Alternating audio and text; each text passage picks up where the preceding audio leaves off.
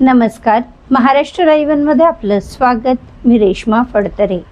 मावळ तालुका कृषी उत्पन्न बाजार समितीमध्ये सत्ताधारी राष्ट्रवादी काँग्रेसमध्ये पडलेल्या उभ्या फुटीचे पडसाद आता उमटू लागले आहेत.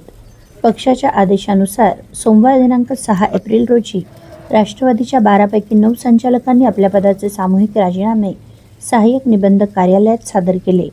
या खळबळजनक घटनेमुळे बाजार समिती आता अल्पमतात आली असून ती बरखास्त होऊन त्यावर प्रशासक नेमला जाण्याची दाट शक्यता निर्माण झाली आहे.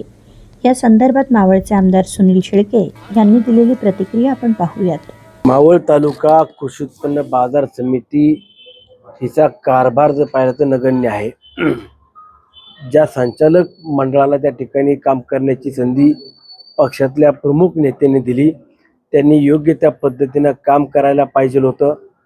मागील 15-20 वर्षामध्ये कृषी उत्पन्न बाजार समितीची जागा ज्या ठिकाणी आहे त्या जागेत जायला रस्ता देखील नव्हता. तो रस्ता आपण राज्य सरकारच्या माध्यमातून निधी आणून पूर्ण केला.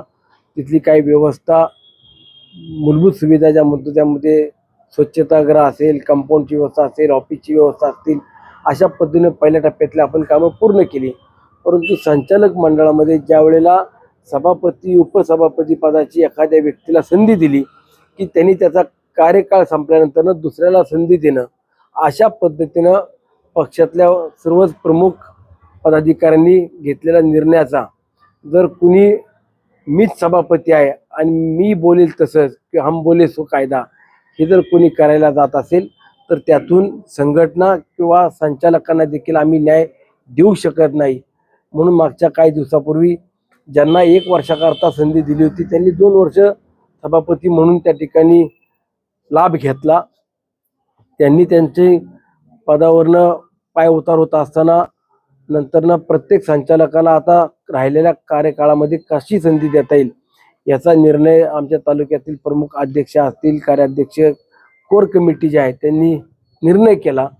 परंतु त्यानंतर सुद्धा चिठ्ठ्या टाकून ज्याची पहिली चिठ्ठी येईल नावाची त्याला पहिली संधी, दुसरी ज्याची येईल त्याला दुसऱ्यांदा काही महिन्याकरता संधी, अशा पद्धतीनं त्या ठिकाणी निर्णय झाला. परंतु काही लोकांना पैशाचं आमिष देऊन ऐन वेळेला भाजपच्या समोरच्या विरोधकांनी आमच्यातले काही लोक फोडले. काहीतरी मला कळालं की 20,000 रुपये दिले. मग ते 20,000 रुपये दिले का 5,000 रुपये दिले, किती रुपयात फुटले मला माहीत नाही. परंतु शेवटी पक्ष आणि संघटना याला जर महत्त्व द्यायचं असेल तर जो पक्षाच्या निर्णयाच्या विरोधात जाईल त्याच्यावरती कारवाई करण्याची धमक आमच्या पक्षातल्या नेत्यांमध्ये आहे आणि ती कारवाई आम्ही केलेली. ते आज संध्याकाळपर्यंत त्यांना मुदत आहे. 2 दिवसाची कालावधी होता, सोमवार आणि मंगळवार. मंगळवारच्या 5 वाजेपर्यंत जे आमच्यातले 4 जण आहेत, 5 नाही 4 जण अजून आहेत, त्याच्यातले काँग्रेसचे मी 3 जण आहेत.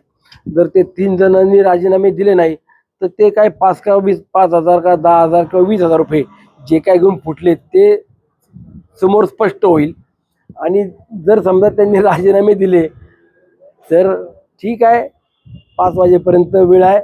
5 नंतरनं त्यांनी जर राजीनामे आज नाही पोच केले तर त्यांच्यावरती कारवाई केली जाईल. ते काय नाही, मला एकच सांगायचं आहे, ज्या वेळेला सर्वसामान्य राष्ट्रवादी काँग्रेस पक्षाचा कार्यकर्ता हा तन मन धनानं काम करतो, प्रत्येक सहकार क्षेत्रातली निवडणूक असेल, ग्रामपंचायत, पंचायत समिती, जिल्हा परिषद, नगर परिषदेच्या निवडणुकीत योगदान राष्ट्रवादी काँग्रेस पक्षाचा कार्यकर्ता देत असेल आणि जर त्याच्या योगदानाला कुणी धूळमाती चारण्याचा प्रयत्न केला तर त्याच्यावरती जो कोणी पदाधिकारी कार्यकर्त्यांच्या जीवावरती संधी घेतो त्याच्यावरती कारवाईच करणार, एवढं मात्र 100%.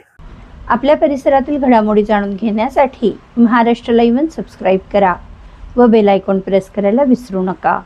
धन्यवाद.